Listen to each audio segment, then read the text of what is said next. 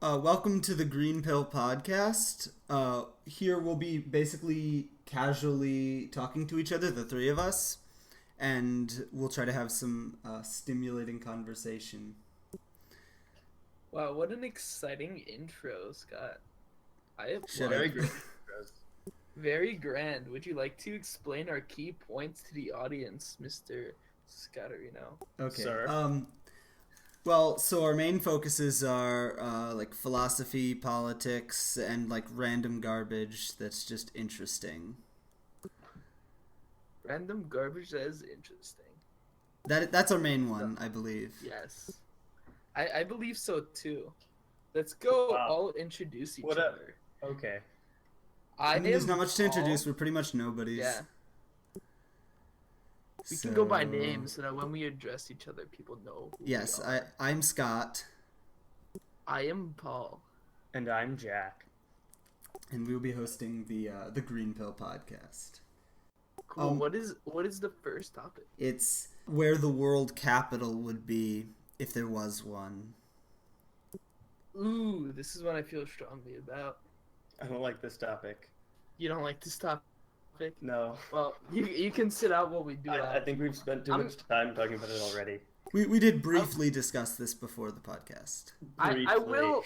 Yes, I will say, my opinion is based off of Culture? a deep fandom off of the Star Trek series. For those of you who don't know, in the Star Trek world, as far as I believe, I'm pretty sure this is right. The capital of Earth is Paris, and this kind of makes sense historically, right? Because think about a lot of the treaties, especially World War One, World War Two, American, what was it? I think the American Revolution, War for Independence, all those were signed in Paris, and Paris is the city with the single most tourism in the world, and it's one of those famous cities which aren't really like the center of the world currently, but it has such history that like involves the entire world itself with like World War One and World War Two. That I think But it'd be a fitting symbolic gesture. To but make. I feel think- like I think they the- mostly meet in those places because it's a very comfortable well, hip there's that. city And then where leaders can meet. it's Yeah, also exactly. fairly like a geographical like Central neutral point. zone. But at the same time, I feel like beyond geography, which doesn't hold a huge importance anymore, and the symbolic like cultural center that it would represent, I don't think it's actually makes a whole lot of sense from like an economic perspective. Yes. I was gonna say Rome personally because Oh, that's a good one. No, because I if feel like you're gonna you go say that. cultural, you should definitely go Rome. Yes, because the Like- thing about Paris is that it might be a cultural center in that it is a very culturally evolved place, but and it has a deep rooted nationalistic culture, sort of national culture, but it's not a center point for the culture of the modern world. So like Rome is where the modern notion of the nation state was founded, and it's where we get our legal system, it's where we get our political system, all sorts of stuff like that. So I think it kind of depends on what direction you're looking from and what you think should make something a capital. And I think Paris doesn't really have any specific like niche it fills. For example, you could choose like New York if you were thinking of more like an economic, like, you know, Yes, New York would world make a good... market perspective, or like Rome as a cultural, because I believe it definitely like represents culturally, not just cultural as in like human culture, but also as our culture with how government developed, like Scott was saying. Yes. But I think Paris doesn't fit any specific niche that would make it worth making a capital. I mean, it's more of its historic, diplomatic history, right? Yeah, The you could biggest say treaties in- historically, The probably. biggest treaties in the world were signed there. It's a gesture of peace, if you say in a way. Only then again, gestures aren't really that important when it comes to picking a world capital. Additionally, but then again, culture wouldn't, like, if you're talking about convenience, I don't think Rome fits Well, I mean, it is, I don't Well, know. additionally, if you, this doesn't matter at all, but like extra points for the fact that Rome is in the center of our current orientation on the world map. Yeah. So it's definitely Yeah, convenient. pretty in that much. way. Only saying anywhere is in the center of the world is kind of I think an arbitrary yes, line that definitely, you draw. definitely. Yeah. I think honorable mentions. Tokyo has the highest population. Oh, and it's in Asia, really close to the largest population. Yes. The problem is though, Asia, I feel like is quite far from well, I don't know.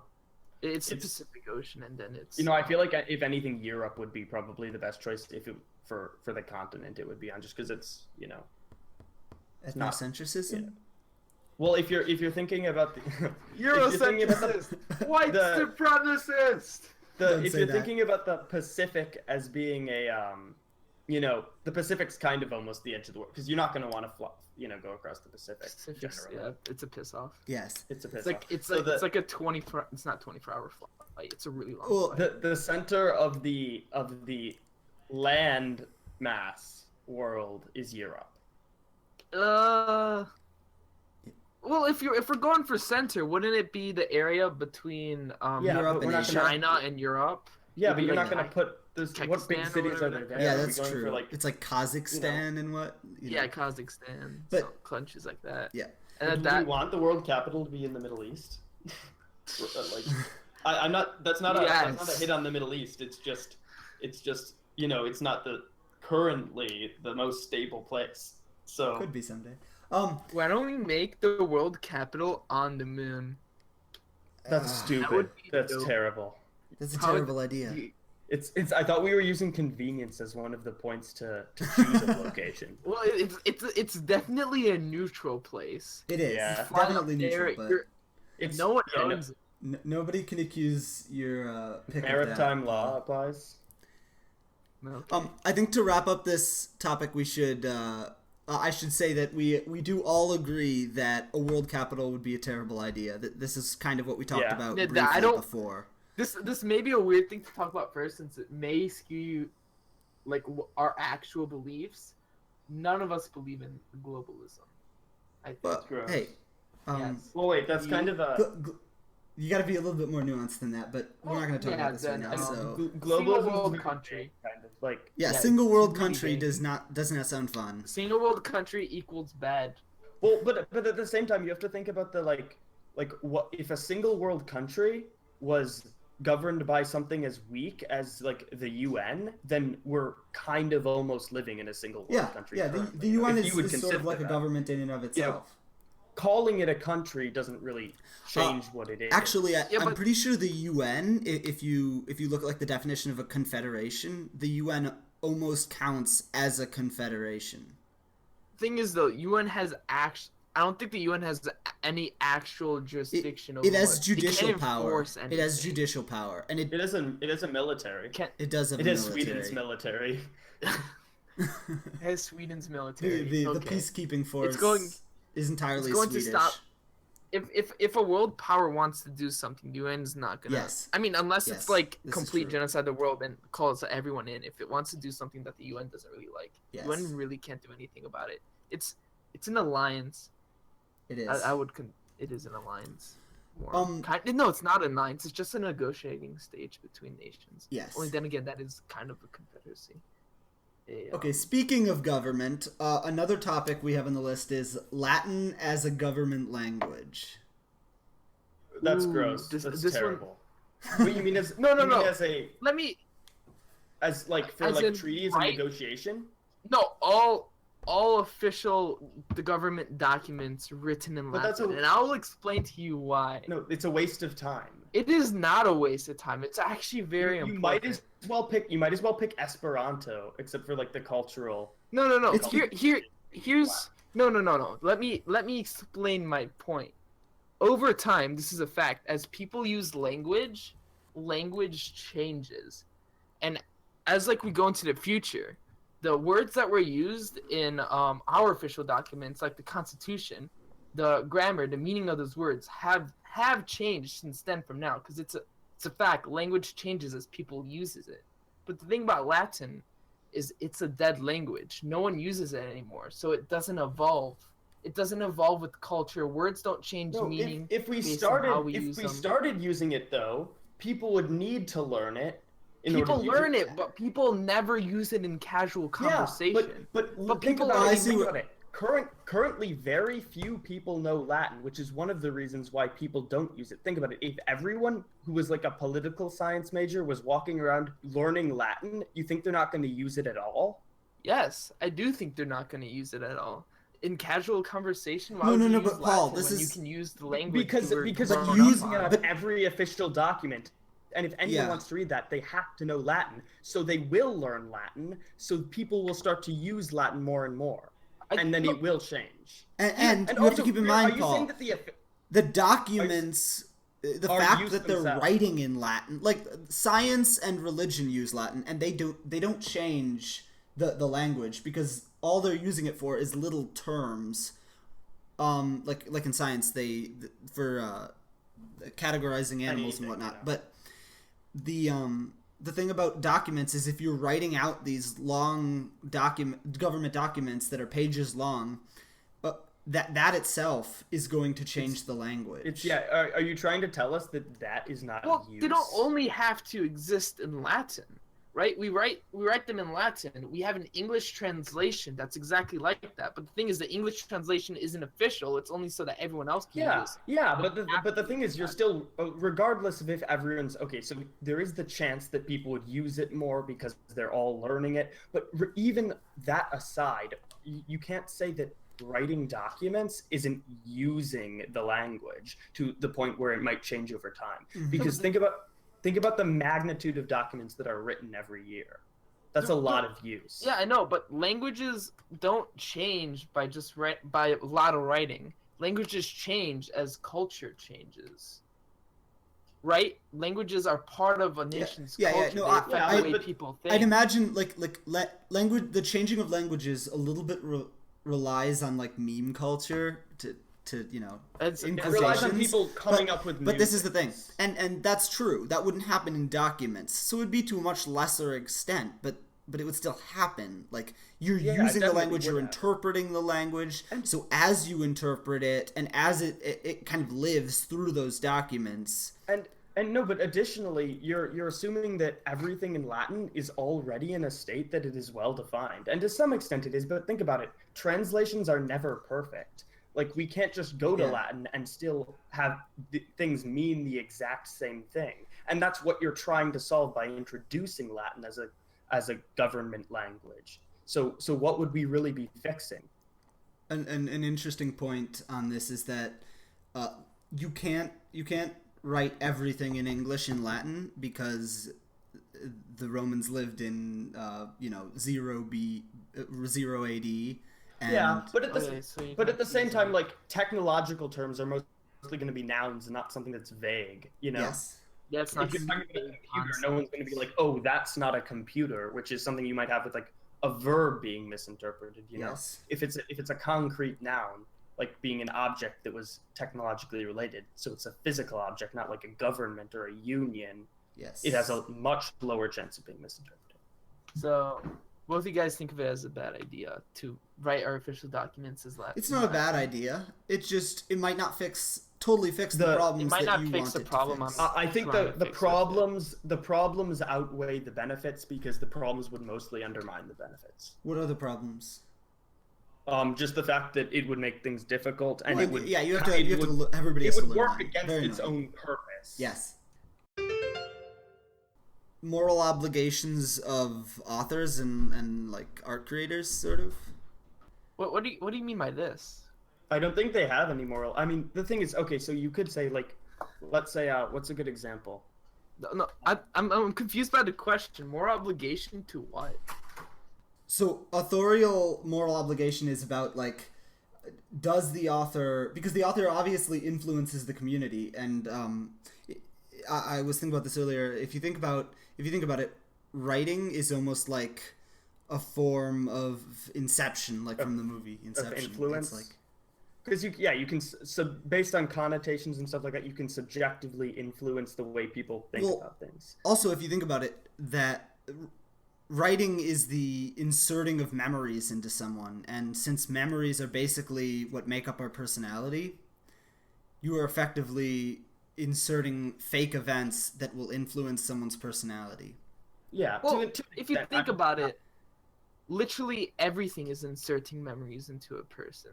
Yeah, and yeah. but art is almost everything other than your own experience. Well, yeah, but right? Yeah, that is true. the specific problem with, say, writing is that it's almost like faking evidence. So, like, I always found it you silly can how... here what was his face the poet, The poet guy. yeah, I- that poet guy. What did he say? What did that poet guy say, Mr. No, Jack? Scott, you know his name. I don't. It starts with an A. Give it. What did he do? What's the quote? Aesop. Oh, so Aesop has a ton of moral He wrote and the Oh, it's that like the really old animal stuff. folktale like- stories that are all Yeah. like the moral, like the king monkey or whatever. And anyway, Yeah. but the point is you're telling a story and then you're saying, look at what happened in this scenario. Something bad happened to someone who does this. Therefore, it is bad. But like you made up that story. You made up So the how evidence. does that hold any? You You it's like you're- chose something bad. Exactly. You to that chose person. something bad to happen to them, and then you're saying, "Oh, well, this could happen in real life," and it's like, yeah, it could, but the opposite could also happen. As an analogy, it's like saying it's like writing a story where a guy gets into a car, and then he drives away from his house, and because he drove away from his house, someone came and murdered his entire family. So it's like So it's saying never use leave your cars. house.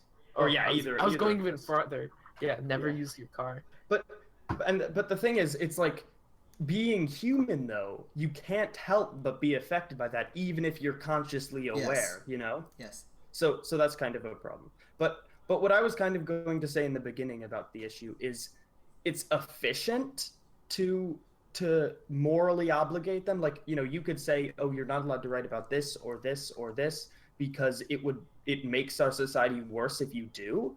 But the problem with that is and it Censorship? would probably help society to some extent. But the problem with that, is it causes problems and it kind of corrupts the art to the point where you don't have Yes. art. And then it also causes problems with people not liking that, and it ends up not being worth it.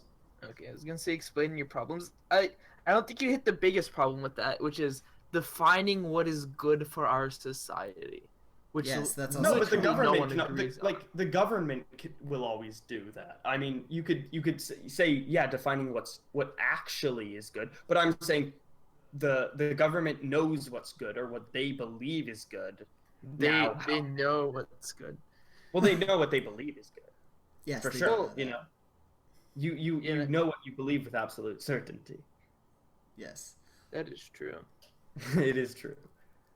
But I feel like no one should. It's more of the thing where you can go like the light way in saying you can't write things that instill rebellious intent, which is I think that Yeah. is in law. You can't Well, write things to incite violence. Well, yeah, But, it's freedom.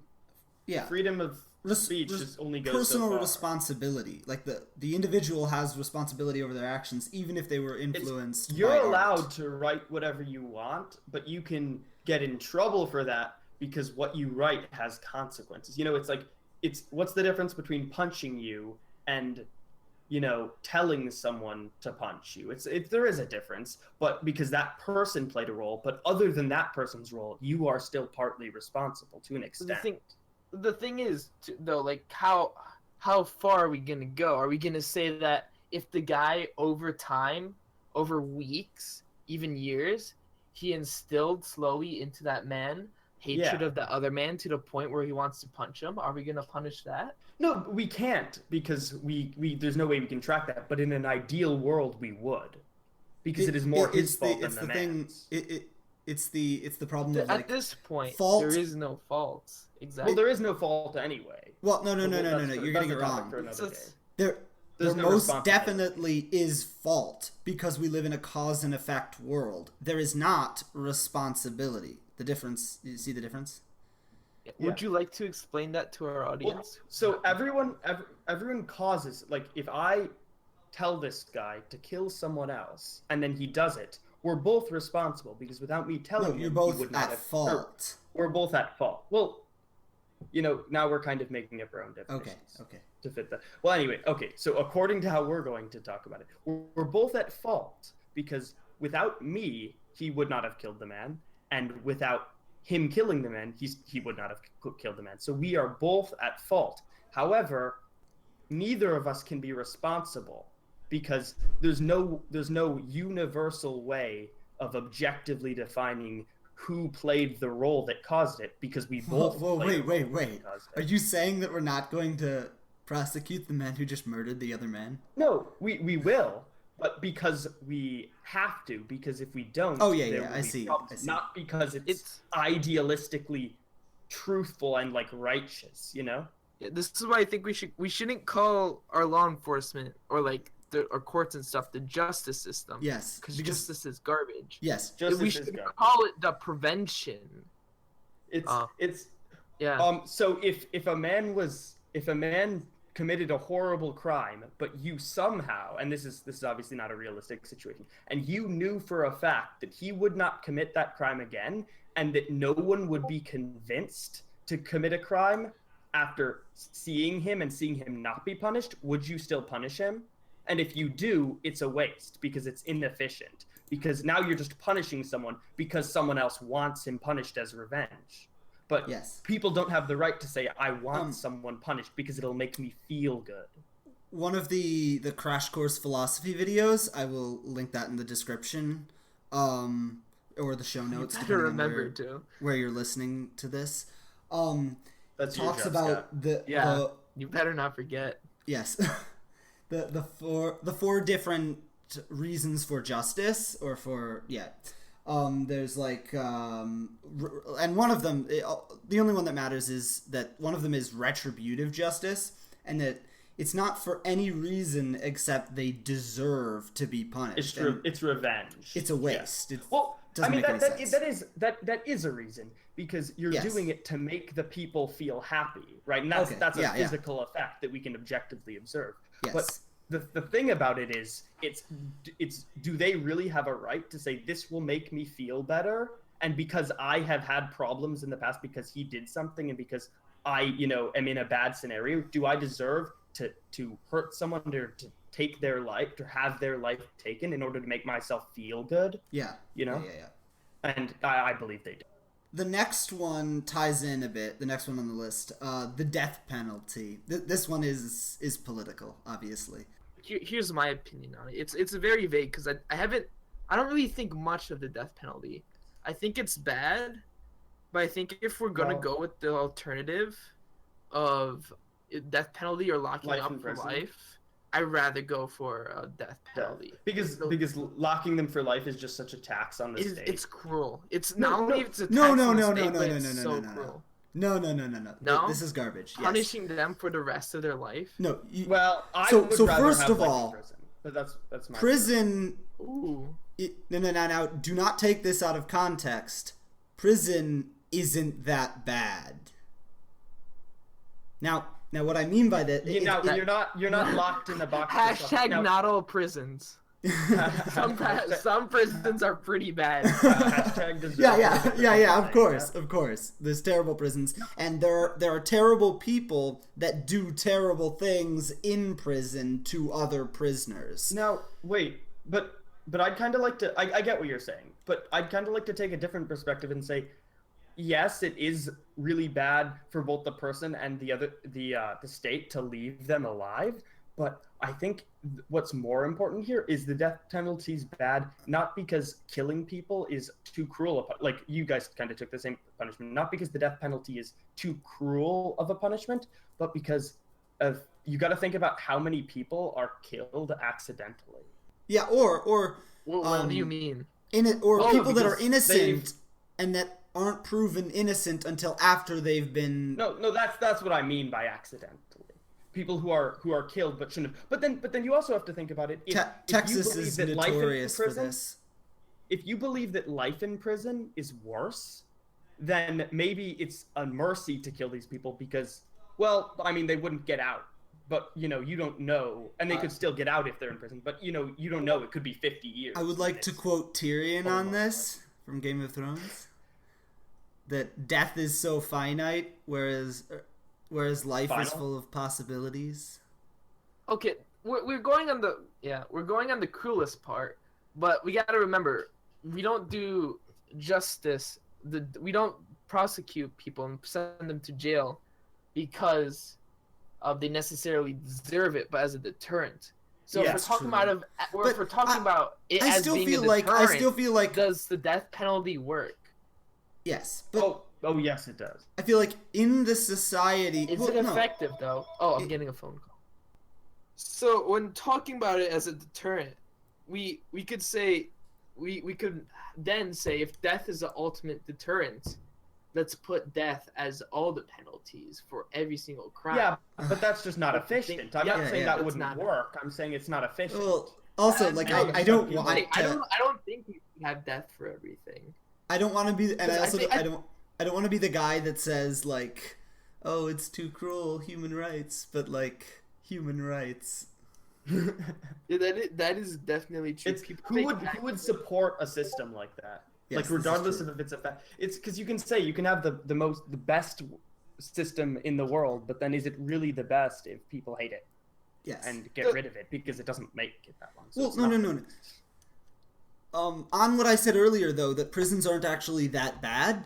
I think a lot of our media overdoes the like otherworldliness of prisons, whereas like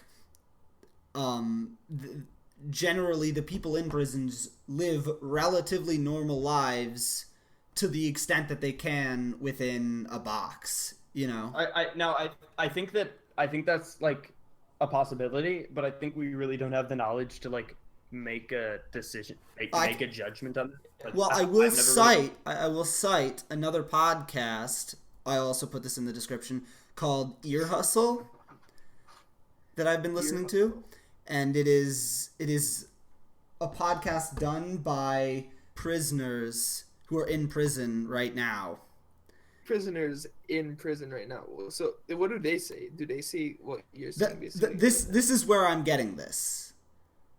Well, also, but you got to think that's like a case study. It's anecdotal. This is one case. But, yes, this is true.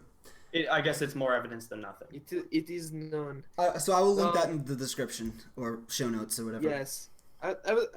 One last thing about the death penalty for everything, because we decided no one wants that, so there's no reason to do it. But it's also, if we think about purely efficient, if we put death penalty for all crimes, the amount of fear it instills into the community would be unhealthy. I think would be unhealthy for everyone. It would like literally decrease people's health because stress destroys the immune system. Well, also destroys productivity. Yes, exactly. You're not willing to take risks. Yes. Exactly. If anything can kill you, you're not willing to do anything. One of the things I think is that the ideal justice system is one in which we replace the justice system entirely with a therapeutic system, which is like, I know insane asylum has a bad rep because of its history. Like, they were terrible places. Effectively, what we should actually do probably is replace prisons with asylums. Yeah. Or if someone, well, not asylum, just say like a mental health institution. If you go to prison, there is a reason you went to prison, and if it's because you committed some crime, normal people either commit crimes out of desperation or because they're not normal people. Yes. And if it's desperation, they need to be helped. If it's not desperation, they need to be mentally helped. No, and this is the thing. I've heard two arguments against this, and I don't particularly like either of them. One of them is like... The thing is, you first got to say the stuff. What were you going to say, Scott? One of them was talked about on the Crash Course Philosophy, and it's that some people don't like the notion that crime is a disease that needs to be cured. And I would argue against this because... like we don't have to view them as disabled people. They're normal people, Yeah. and that's okay. But crime is something that can be cured and should be cured. You know. Well, but it's again the whole concept of disabled, and it's like, well, disabled is something we kind of subjectively define. Yes. And yes. you're really only disabled if it hurts your ability to live your life in some way, and it doesn't even have to be a real disability. It's just Yes. a problem is a problem. It's not about patronizing these people. It's about Fixing the problem. helping them. Yeah. But here's another angle. I think punishment is important though, because people doing it out of desperation, they might not necessarily need mental help. The thing is, they in their minds they decide the risk of me getting caught and sent to this prison is worth less than me trying to find another alternative to getting out of this desperation. So we need some sort of punishment so that because if it was just like therapy, the benefits way outweigh the risk risks. goes away. You're saying. Yes. Yes. So people in desperation, instead of trying to find other solutions to get it out of whatever desperation they have, they will. Well, like think about it though. If a mental institution is set up as a prison, then what's the difference from serving time except you're also getting treatment? You know. Yeah.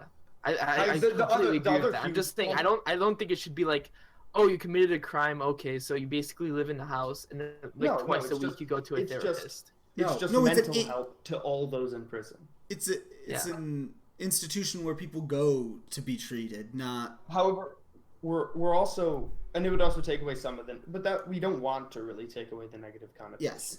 So this is the other argument I've heard against this is.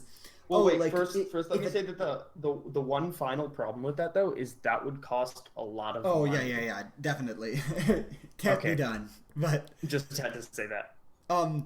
The other argument I've heard against this is like a homeless person steals food and they were gonna die, or like one of those scenarios where stealing is technically considered okay. And they're like, oh, do they really need mental health? And it's like, if you don't think someone needs treatment for a crime, do they really deserve to be judged for that crime? Like, if you can't say that a problem is a psychological problem, then maybe it's not a problem at all. Yeah, because if you think about it, the reason why he didn't have the resources to get bread, because he didn't have the mental motivation. But again, to we're not find and do work to get the money to get. Listen though. Also, we're when we say that we shouldn't imprison this guy or anything because he did it because he judged that it was almost like okay because he was in such a position. We're now letting humans themselves decide what is okay and what is not, and that escalates because when they see that these people don't. Yes. Then people who are in better positions. You're not setting an example. I see. And it moves up the system. I don't want to go all slippery slope and stuff, but I feel like there's adequate evidence. Yes. Okay. So are we gonna close on this? We are. We said jail centers, but the integral part of the jail center is rehabilitation. Yes. A higher focus on rehabilitation and a lesser focus on just the punishment aspect. But of course, you need to be there and have to serve your time because there needs to be some form of deterrent. Animal rights. Okay, I'll go first. My opinion on animal rights is screw every other species. We're the only thing that matters. We can do whatever we want to any other living beings to obtain whatever we want. What a hardline stance. I kind of agree to some extent, but at the same time, you don't want to hurt animals to the point where it angers people and to the point where it causes problems for us. You know? But because like, do we honestly? I find myself in opposition with you two. Do we really put no moral value on the lives of animals? Like no. But here's the moral restrictions I put on this. Any needless killing, any killing for no reason at all except for cruelty itself, is bad. Definitely. But killing for sport I see no problem with. Hunting, I see no problem with. Yeah, Fishing, but I see no again, problem there should be the regulation that if you kill something, you have to, use it. somehow. You can't go around shooting all the animals, right? Well, yeah, There's some but hunters, they restrictions. do that. They sell the deer or they eat the deer. Yeah, I'm fine Generally. with that. Don't go like running through the forest, shooting squirrels with a bow and just leaving them to rot. Yeah. Yes. I mean, I have a different rule to my own behavior, which is not to kill anything that is capable of feeling grief or like attaching itself to other members of its species. But like the almost the reason I feel that it's okay to kill animals is more of from the point of view that it's okay to kill anything as long as you see in your own mind there being an inherent benefit. Because the thing is, who's to judge the individual like righteousness of doing something? Well, yes.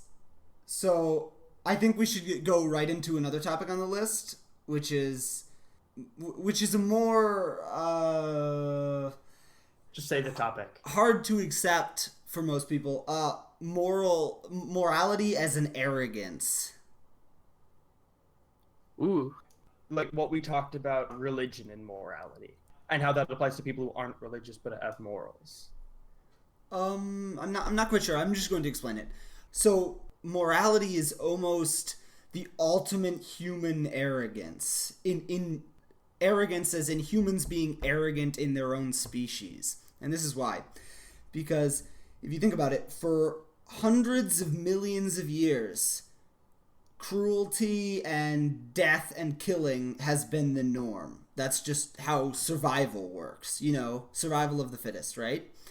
Oh, I get what you're saying. You're saying people, we think we're so much better than all other animals, and we hold ourselves to better standards because of that. Yeah. And now suddenly humans happen to evolve. It's not even for a very special reason. It's just because we're in groups, we happen to evolve these guilt reflexes sort of so that we don't destroy our own communities. And what it is suddenly humans come along with their own ingrained moral grammar is what they call it. And all of a sudden, there is a universal moral. The universe is suddenly a moral place. And we're just better than all the other animals that haven't figured it out. So is this where is this argument going? Are you trying to say something about? Does this tie back into killing animals? Is this No. I feel like I feel like it's more of a not kill the animals. It's more of a comment on human nature and how we kind of think we're the most important all the time, and we think that we're somehow different just because there happened to be a large jump between us and the next species. But I think that distinction is fair to draw. We are different. The fact that we think we're universal. No. Where I was going with this is that you can't back morals up in some human grammar because that's arbitrary. What you should back your morals up in is your own emotions, which sounds terrible because you want to be logical and reasonable. But you can't logically derive morals. What do you mean by backing up your morals on on grammar, on like what'd you say? On human moral grammar. So like what does that mean? What humans are evolved to do. You can't say, well, humans are like this, and it's not only that we've logically come to this conclusion because you can't. We're just like this, and it's a part of our genes almost in our social constructs. And because it happened that way, that somehow gives some value to it and some universal like importance to it. Which of course is ridiculous. So what I'm saying is I prefer to have morals, but to back them up in what makes me feel good. So like I hold the door for someone because when I do, I get a burst of dopamine or whatever. Not because there's some silly universal moral that somebody believes in, Yeah, because if you are doing it for a moral, you're truly just doing it because it makes you feel good. Because it's just admitting completing that those moral obligations. Yes. Yeah. So what No, I'm but saying... the thing is, though, wait. Here, the moral thing, though, it's not a bad thing to believe, because maybe you only get that burst of dopamine because you believe these morals are set, and if you follow them, you are being a good person. But if you think that morals are subjective to each person, well, of course they are. They are, but many people don't believe that they are. You wouldn't necessarily get people that do burst of believe that dopamine they for are. opening the door. No one believes that everyone has the same interpretation of morals. Some Yeah. people believe that there are a certain set morals, but of course they don't believe everyone follows those or like believes in those morals, you know? Yeah, but where Yes, I but was they going believe with this is the right one. Yeah, with the animal rights thing. It's sure you can say killing the animals doesn't matter because there are no morals or whatever, but I would not kill an animal because I feel like a bad person when I do, and that is a valid reason not to. Yeah, There's a valid reason for you not to, but what if I personally, when I kill an animal, makes me feel powerful, makes me feel really good? Then So he I would go say out- that that's okay. You can do whatever you want. Yeah. It's a free country. Exactly. But Yes. but then again, that doesn't solve our is problem. a logical conclusion, but it doesn't solve the problem of so what do we enforce and what do we Yes. legislate? Do we Yes, do this is nothing exactly- because people could be in different positions? You were right. It doesn't solve our problem at all. This means nothing. We're just But- lost here. Dead end. It's a dead end conversation. Okay, next I- topic. Next No, topic, yes. Okay. Unless you have something that you... I was gonna bring it to the point where we should since we mostly agree on morals, we should only enforce the morals that vast majority of the Yes, people yes, that agree is a on, which great... what Yeah, we but already that's do. everything. That you know? that is that's everything. everything subjective. It doesn't bring this conversation to a special conclusion of any kind. I think it brings it to a better conclusion. Yes, than- better conclusion than It's we had. no, it's not changing the conclusion. It's rephrasing it. No fake feelings / personality. Do you want to explain what that means? I believe this is Paul's topic, so Paul Yes, explains it. I suggested this topic because Okay, go for it. I've thought about personalities a lot and about after reading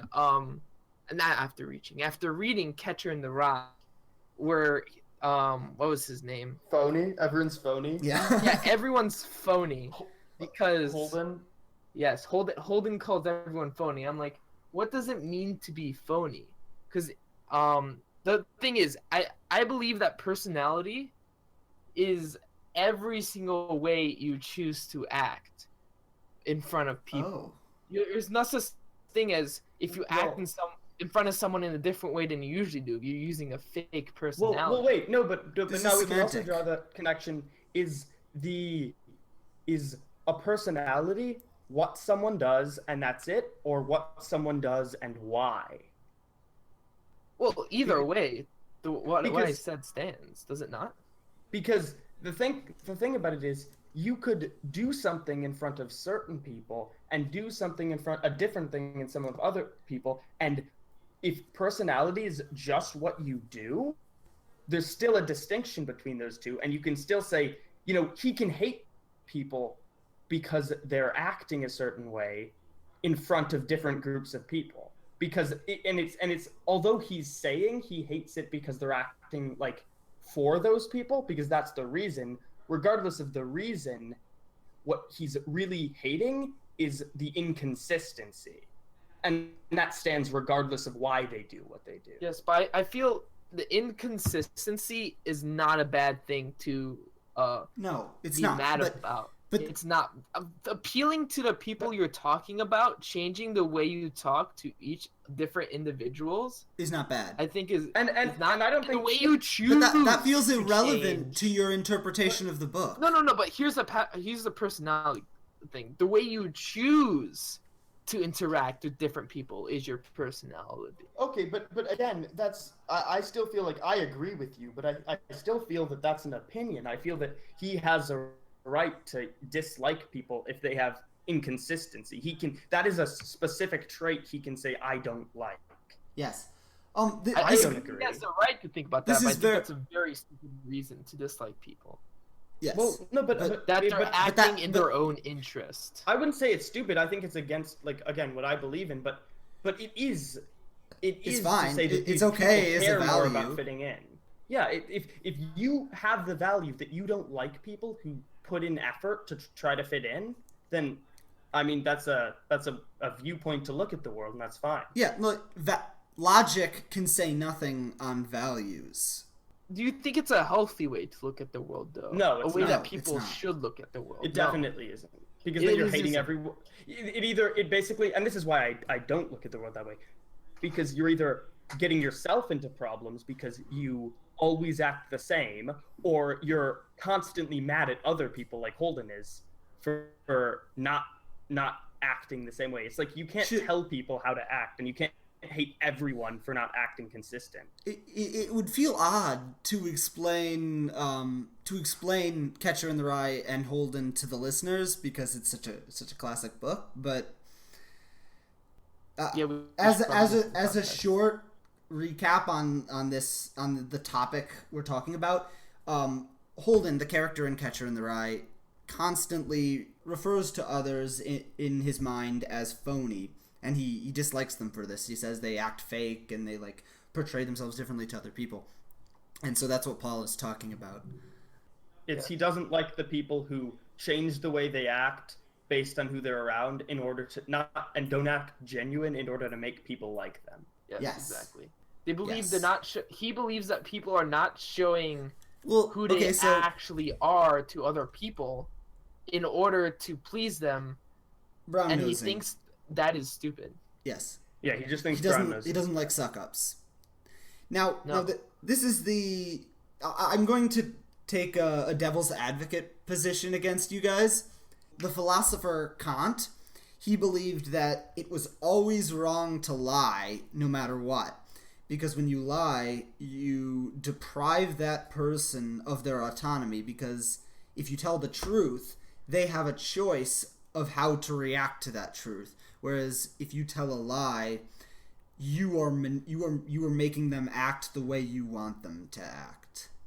I think that, to an extent you are depriving them, but where the opinion comes in and where I disagree is the fact that you don't have a right to do that, and that it's inherently wrong to do that. Oh, of course. That fits perfectly into my point, where changing your personality around different people isn't lying. There is no true you. Because if we're gonna define, like, how are we gonna define your true personality? The way you act against friends, the way you act with least effort. Because if the way people act with least effort, that means everyone's true personality is a complete asshole. That is definitely not true. That everyone's default actions are asshole actions. No. What it is that's just an example. Like, think about swearing, for example. It's not like everyone's default least effort speech patterns are like saying the F word every other sentence. A lot of people, their default is to not swear at all because they just don't swear, and it takes conscious thought to swear. No? Oh, so it's kind of like the habits you develop. Yes, habits. I was going to connect it back to, there's this group of people, I forgot what they're called, but they believe that everyone's true self, everyone's like true inner person is complete evil and horrible. The Lutherans? Hobbesian Calvinists? Yes. And I'm saying, I think that's where that view could, like, how it connects to what I'm trying to say with personality. How do you define what is your true personality? Yeah. But I don't think what they mean by that is that your habits are evil. I think what they mean by that is they think people actually act just to help themselves. Which is true.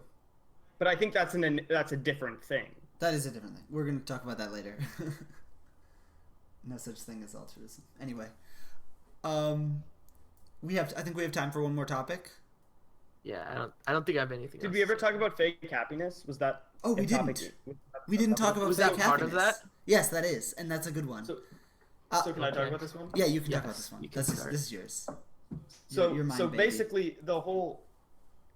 Okay, so basically the whole argument is people sometimes say to other people, you know, that person, they just think that they're happy. They're not actually happy about, you know, their position in the world. But the kind of the argument against that is, well, if someone thinks they're happy, is that the same as being happy, or is that not? And I personally believe it is. What do you guys think? There's no disagreement here from my end. How about you, Scott?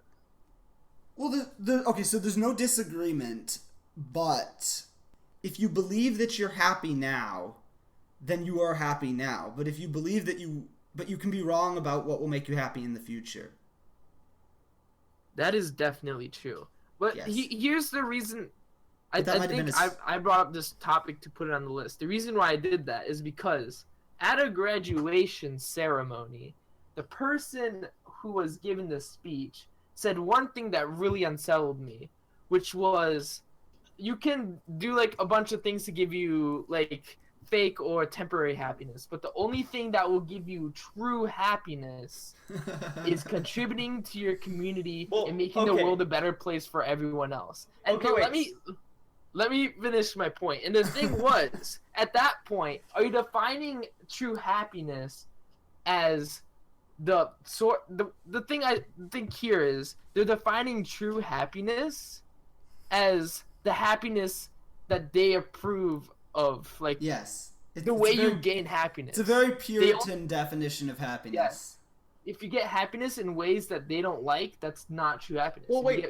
But I think we're misinterpreting. So there's two things wrong with this, in my opinion. First of all, she said it's fake happiness, and that just doesn't make any sense. Yes. You know, if you're happy, you're happy. Okay. Yes, okay. And then the second thing, though, is that helping your community, and that's just a huge opinion. You know, I'm sure you can definitely find people who aren't like that. But I think Paul, to some extent, you're misinterpreting what she's trying to say, and she's trying to say and you think she's trying to say this is how someone becomes happy, and this is what you have to do to be happy. But I think what she means is, if you get happy in the other way, you might be, and the key word that led me on to believe this is when she said temporary happiness, because she thinks if you do something and it makes you happy, but it was through some other way, she believes, and she's allowed to believe this, that somehow that happiness won't last. And I mean, you can kind of understand how that would feel. You know, you're happy,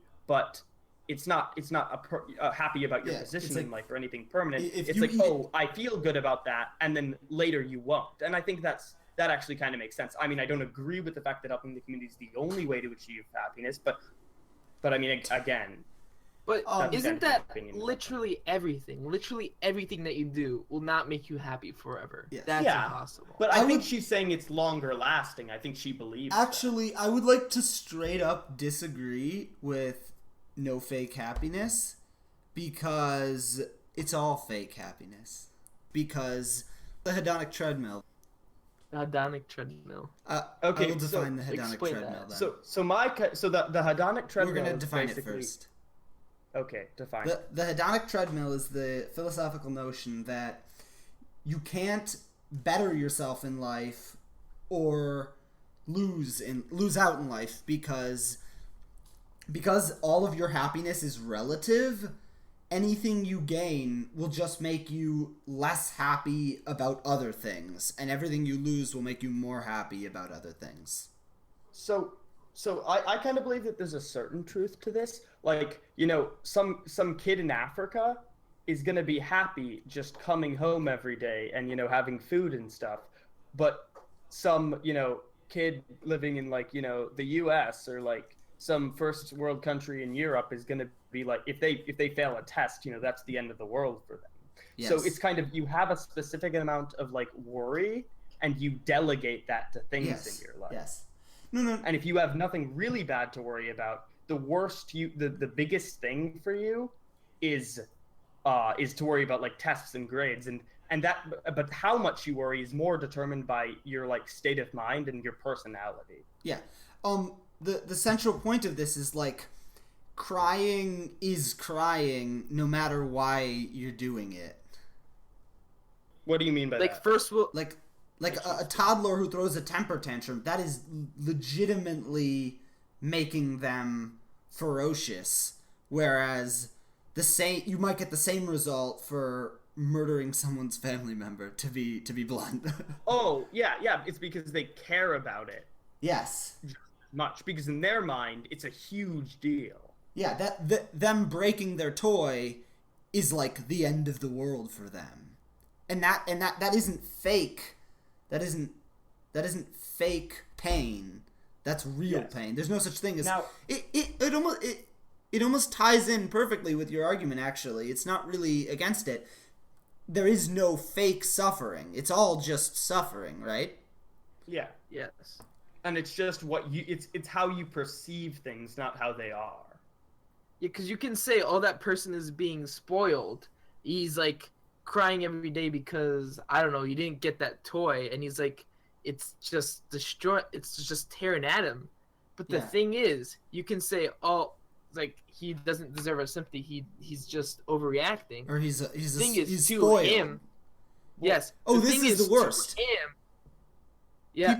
To him, that not getting that toy may be as upsetting as you said, someone dying in your family to another person. So they don't have.